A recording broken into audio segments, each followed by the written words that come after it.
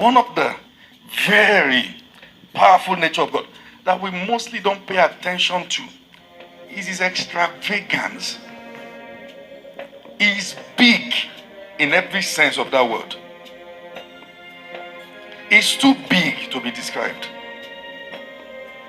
He's God all by himself.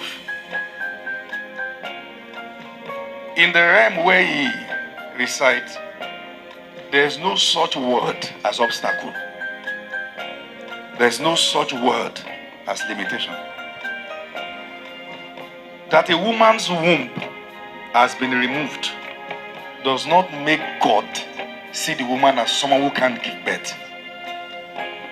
That there is a doctor's diagnosis that medical knowledge has not reached there yet does not make God incapacitated to solve the problem. The economic situation of your country of residence does not limit what God can do.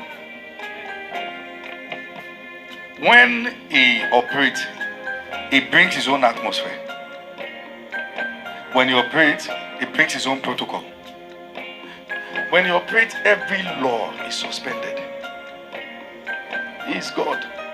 He said, I am the God of all flesh.